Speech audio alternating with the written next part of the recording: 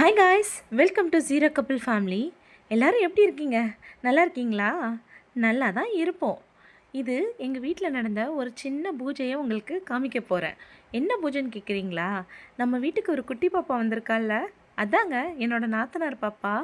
அவளுக்கு இன்றைக்கி தான் பேர் வைக்க போகிறோம். அதுக்காக ஒரு சின்ன யாகமும் ஒரு பூஜையும் பண்ணி பேர் வைக்கலான்ட்டு அவங்க பிளான் பண்ணியிருந்தாங்க. அதில் நான் கலந்துக்கிட்டேன். அதை உங்களுக்கு நான் காமிக்க போகிறேன். என்னடா 2025 இதெல்லாம் பேசிகிட்டு இருக்கோன்னு பார்த்தீங்களா? எந்த காலமாக இருந்தால் என்னங்க, எல்லாம் நம்மளோட நம்பிக்கை தானே.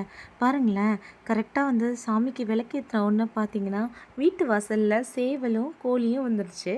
சரின்னு சொல்லிட்டு அரிசி போட்டோம், அதுவும் நல்லபடியாக சாப்பிட்டுச்சு. இதை பார்த்தா உங்களுக்கு எப்படி தெரியுது? எனக்கு முருகர் வள்ளி தேவியானோட நிற்கிற மாதிரி தெரிஞ்சுது. ரொம்பவே நல்ல சகுனமாகவே இருந்துச்சு.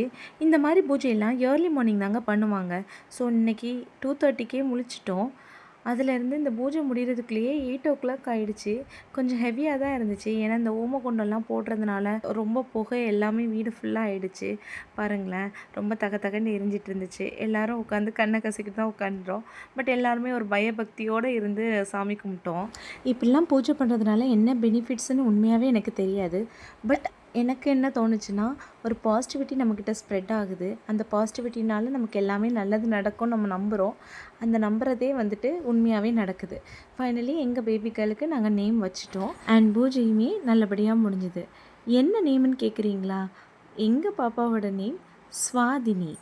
இன்னொரு விலாகில் மீட் பண்ணுறேன் கைஸ். பாய்.